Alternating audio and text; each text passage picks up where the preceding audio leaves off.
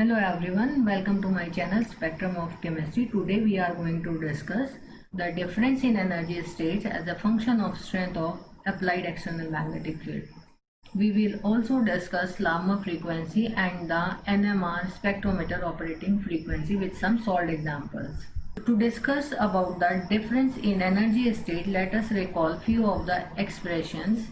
So here is the energy which is equal to minus mu, that is magnetic moment, into B naught, that is applied magnetic field. If we replace the value of mu in this expression, which is equal to gamma mi h cross, where gamma is the gyromagnetic ratio, mi is the magnetic spin quantum number, and h cross is h upon 2 pi, where h is the Planck's constant.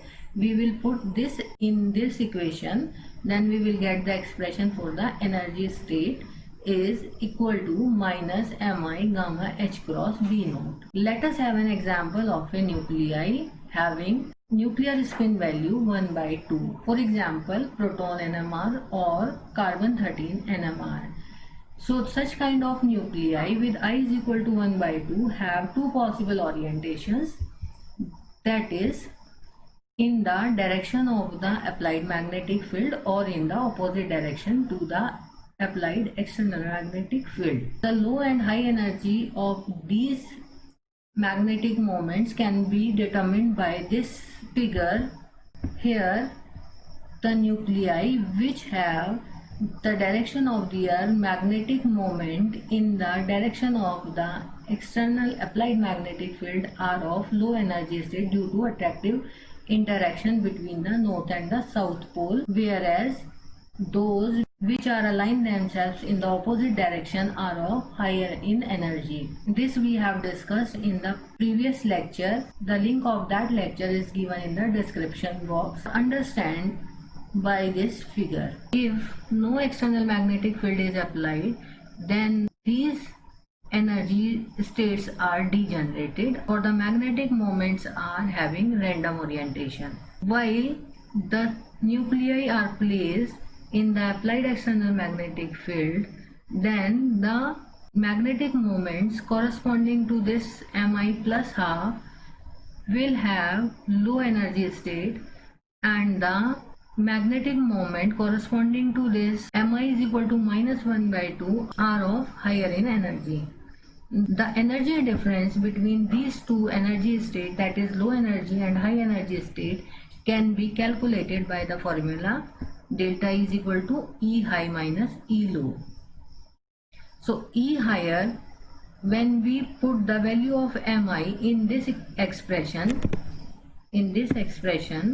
then we will have minus 1 by 2, minus 1 by 2 again, gamma h cross B naught, and these minus 1 by 2, this which is for higher energy state, minus for this, and this is the plus 1 by 2. So minus 1 by 2, minus 1 by 2, we will have minus 1, and that minus sign will becomes the plus 1. So the energy difference between these two energy states is equal to gamma h cross B naught.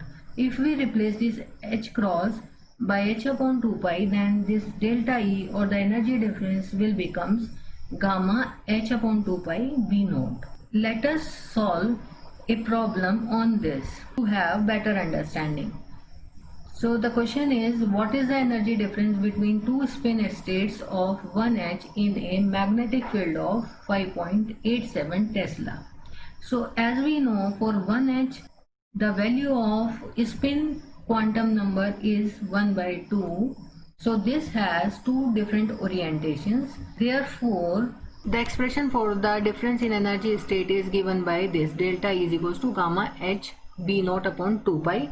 On putting the value of this gamma h, B naught and pi in this equation, we will get the value for this delta E is equals to 1.66 into 10 raised to the power minus 25 joules.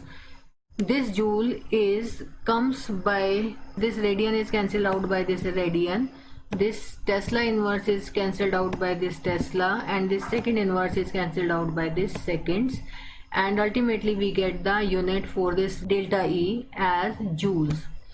And the value for this expression is 1.66 into 10 raised to the power minus 26. I have simplified this expression for any of the B naught value for this proton NMR, because for this proton NMR this gamma value is specific. So delta E is equals to 282.421 into 10 raised to the power minus 28 into B naught joules.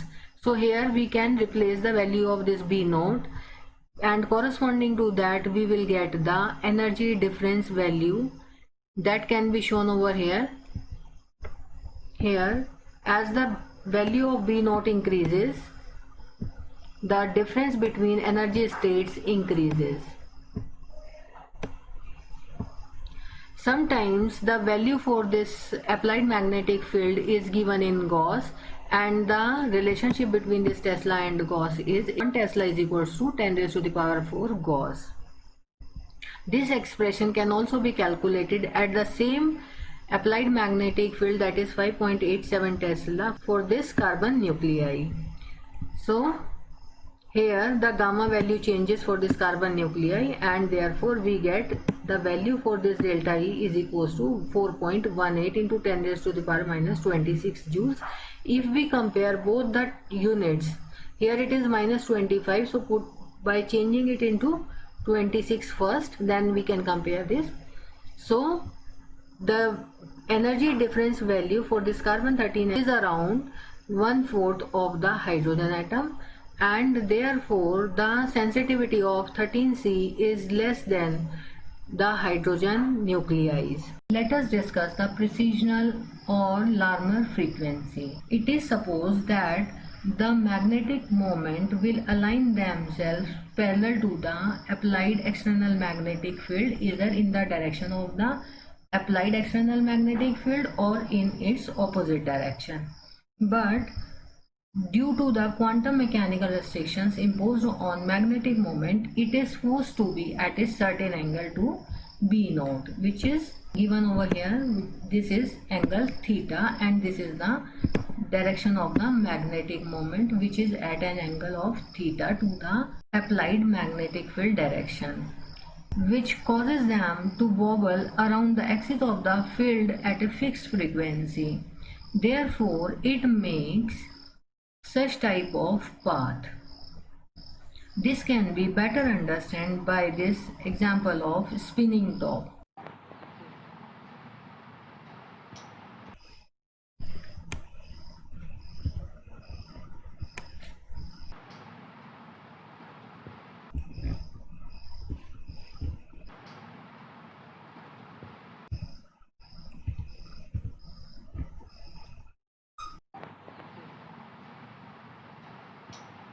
Similar to the spinning top, the magnetic moment vector of a nucleus in a magnetic field also presses with a characteristic angular frequency that is called Larmor frequency. To know the relationship between the Larmor frequency and the applied magnetic field, we will solve this expression. Here the delta E, which we solved earlier, is equal to gamma h upon 2 pi b naught. The energy difference is also equal to the h nu. So here the relationship between the linear and the angular frequency is nu is equal to omega upon 2 pi, where omega is the angular frequency. So when we replace this value of nu by omega upon 2 pi, then we will have h omega upon 2 pi. Now equate both the equations. We will have h omega upon 2 pi is equals to gamma h upon 2 pi b naught. After solving this expression, we will have omega, or the angular frequency of the spinning nucleus, is equal to gamma b naught radian per second.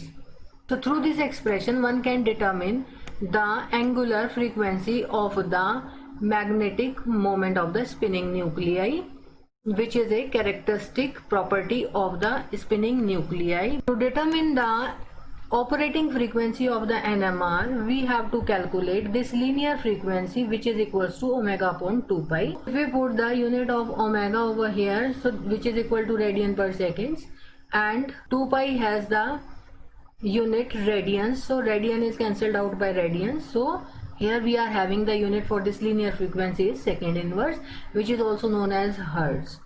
Here the operating frequency for NMR instrument is given for proton and 13C nuclei, which has gyromagnetic ratio equal to 2.67.53 radian per second per Tesla for proton NMR and 67.28 radian per second per Tesla for 13C NMR.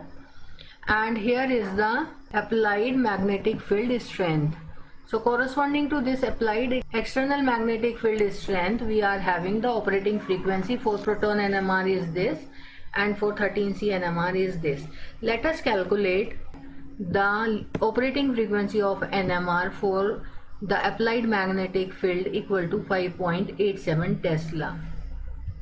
So the energy which we have already calculated for this magnetic field, delta E is equal to 16.57 into 10 raised to the power minus 26 joules. Since delta E is equals to h nu, so nu is equal to delta E upon h. By putting the value of delta E and h over here, that is 16.57 into 10 raised to the power minus 26 joules.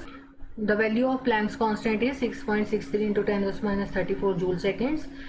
Here joule is cancelled out by this joule. The value for linear frequency is equal to 250 into 10 raised to the power 6 second inverse. Since second inverse is known as hertz and 10 raised to the power 6 hertz can be replaced by megahertz. So at this operating magnetic field strength, the frequency of the NMR instrument is equal to 250 megahertz for proton NMR, which is 1/4 for 13C NMR. I hope you like this lecture. Thank you all.